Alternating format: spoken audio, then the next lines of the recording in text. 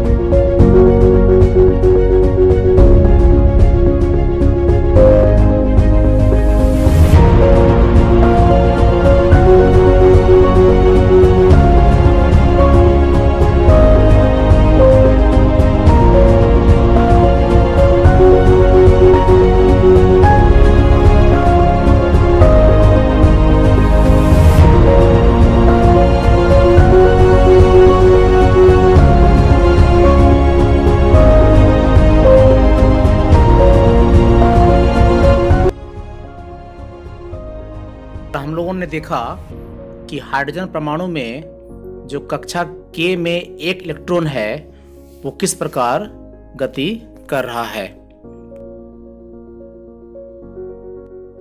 यहाँ देख सकते हैं कि यह एक हीलियम का परमाणु मॉडल है, जहाँ पर के का जो वैल्यू है, के का जो मान है वो 2 है। ऐसा इसलिए क्योंकि इसके जो कक्षा के है उसमें 2 इलेक्ट्रॉन है। हम देख सकते हैं कि जो पीला आवरण एक ही है केंद्रक के बाहर, तो वो जो है कक्षा को दर्शाता है, और वो कक्षा के है जहां पर 2 इलेक्ट्रॉन हैं। अब हम देखेंगे कि हीलियम परमाणु में जो 2 इलेक्ट्रॉन है वो किस प्रकार गति करते हैं।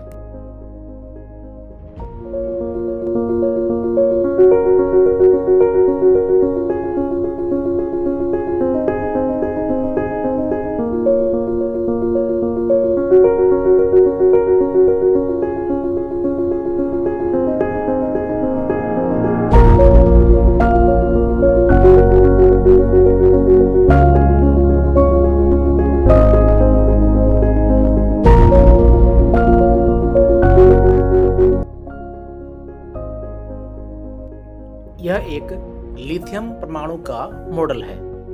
आप यहाँ देख सकते हैं इसके यहाँ 2 कक्षा हैं, एक पीला रंग में दिख रहा है, दूसरा जो है हल्का गुलाबी रंग में दिख रहा है। तो पहले कक्षा जो है अंदर वाली जो पीला रंग का है वो के है, और बाहर का जो हल्के गुलाबी में देख रहे हैं वो एल है।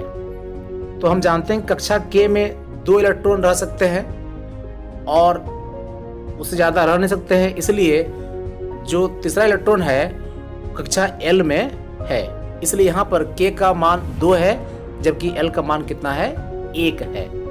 अब हम देखेंगे कि लिथियम परमाणु का इलेक्ट्रॉन किस प्रकार उनके कक्षाओं में गति करते हैं।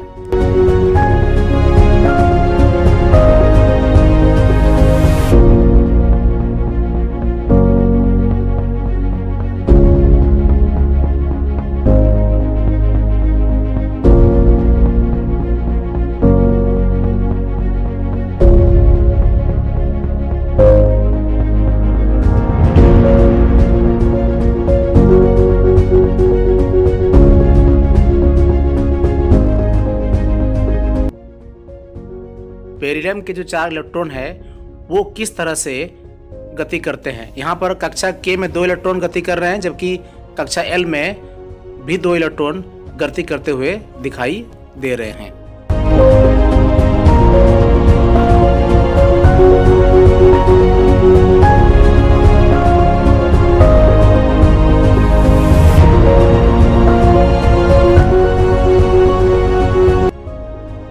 यहाँ आप देख सकते हैं परमाणु के विभिन्न कक्षाओं को के, एल, एम, एन आदि से दिखाया गया है।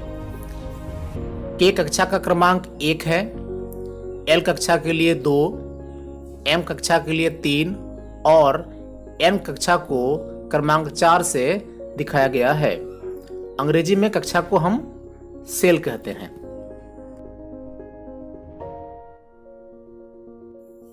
यहाँ देखेंगे कि परमाणु के कौन से कोष में कितने इलेक्ट्रॉन्स रह सकते हैं। पहले कक्ष या जो के कोष है उसमें कितने इलेक्ट्रॉन्स रहेंगे? 2 इलेक्ट्रॉन्स रहेंगे। इसका हम लोग पता कैसे लगाते हैं? एक सूत्र है 2n का स्क्वायर से, जहां n क्या है? कोष का क्रमांक है। तो हम यहाँ देख रहे हैं कि के कोष में 2 गुना 1 का वर्ग किया गया है, यानी 1 का वर्ग क्यों किया गया? क्योंकि 1 के कोष का क्रमांक है। तो इस तरह से के कोष में इलेक्ट्रॉन संख्या 2 हो गया। उसी तरह से एल कोष में जाएंगे तो 2 गुना 2 का स्क्वायर, क्योंकि 2 जो है कक्षा की क्रमांक है। तो इस प्रकार एल कोष में 8 इलेक्ट्रॉन रह सकते हैं, एम कोष में 18 इलेक्ट्रॉन्स और एन कोष का क्रमांक 4 है, इसलिए 2 गुना 4 का वर्ग या स्क्वायर बराबर कितना हो जाएगा? 32 हो जाएगा। तो हम जान सकते हैं कि एन कोष में 32 इलेक्ट्रॉन रह सकते हैं। हाइड्रोजन परमाणु में आप देख सकते हैं कि इसके पास एक कोष के है और जहां एक ही इलेक्ट्रॉन आपको दिखाई पड़ रहा है। इस तरह से हाइड्रोजन का परमाणु संख्या 1 है, क्योंकि इसके पास 1 इलेक्ट्रॉन है और के कोष में इलेक्ट्रॉन की संख्या भी 1 है।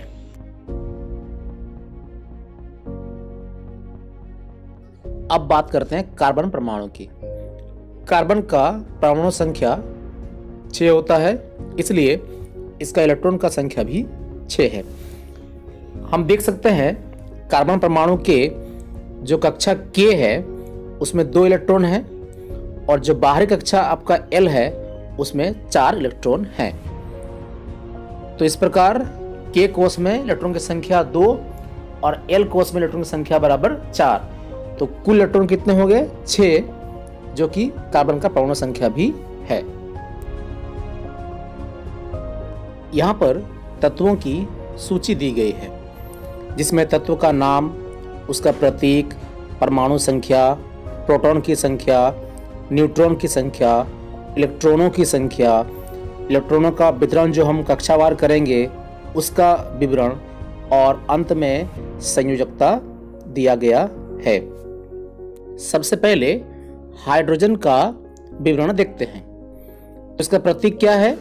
कैपिटल H, परमाणु संख्या 1, प्रोटॉनों की संख्या 1, न्यूट्रॉनों का संख्या यहाँ पर नहीं है और इलेक्ट्रॉन की संख्या भी 1 है। हम एक बात जरूर याद रखेंगे कि परमाणु संख्या, प्रोटॉन की संख्या और इलेक्ट्रॉन की संख्या हमेशा समान होता है। अब हाइड्रोजन के इलेक्ट्रॉनों का वितरण को देखते हैं।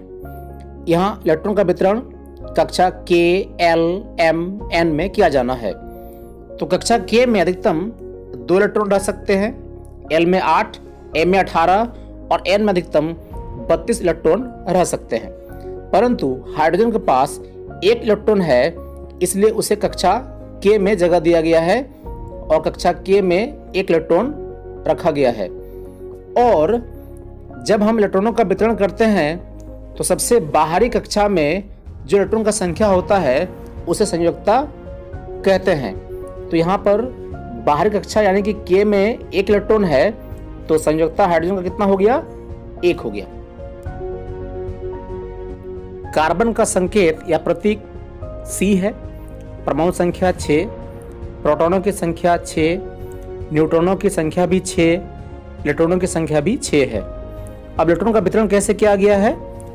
6 है तो कक्षा K में 2 इलेक्ट्रॉन रहेंगे, इसलिए कक्षा K में 2 रखा गया है, और L में बाकी इलेक्ट्रॉन्स रहेंगे, यानी कि कुल मिलाकर के 4 इलेक्ट्रॉन्स L कक्षा में रहेंगे। बाहरी कक्षा में 4 इलेक्ट्रॉन्स रहने के कारण संयोजकता जो होगा कार्बन का वो 4 हो जाएगा। ऑक्सीजन का संकेत O है, परमाणु संख्या 8, प्रोटॉनों की संख्या 8, न्यूट्रॉनों की संख्या 8 और इलेक्ट्रॉन की संख्या भी 8 है। यहाँ पर इलेक्ट्रॉन का वितरण KLMN कक्षा में कैसे किया गया है?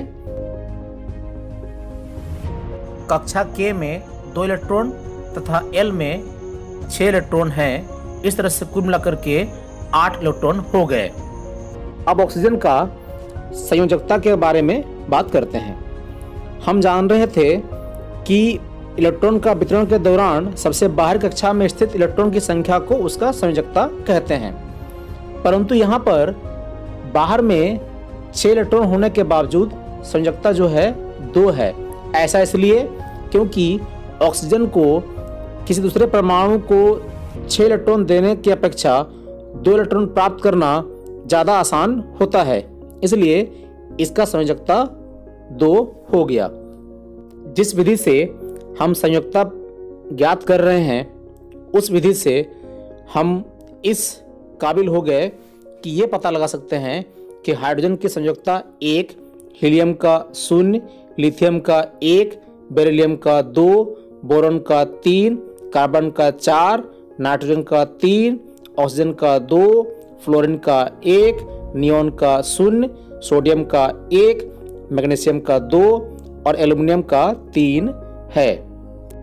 यहाँ पर एक बात और हम ध्यान देंगे कि हीलियम का संयोजकता 0 और नियोन का संयोजकता भी 0 है, क्योंकि हीलियम में कक्षा K में 2 इलेक्ट्रॉन्स हैं, यानी पूरी तरह से 2 इलेक्ट्रॉन हैं, इसलिए इसके पास और अतिरिक्त इलेक्ट्रॉन की संख्या नहीं है, इसलिए इसका संयोजकता 0 हुआ। अब आते हैं नियोन पर, तो हम यहाँ देखेंगे कि नियोन का जो इलेक्ट्रॉन का वितरण है वो 2 और 8 करके है, यानी कि L में पूरी तरह से 8 इलेक्ट्रॉन है, इसके पास अतिरिक्त इलेक्ट्रॉन और नहीं है, इसलिए इसका संयोजकता 0 माना गया है। मुझे पूरा उम्मीद है कि आप लोगों ने इस वीडियो को अंत तक देखा और विभिन्न तत्वों का किस प्रकार संयोजकता निकालते हैं उसको भी आपने पूरी तरह से सीख लिया है।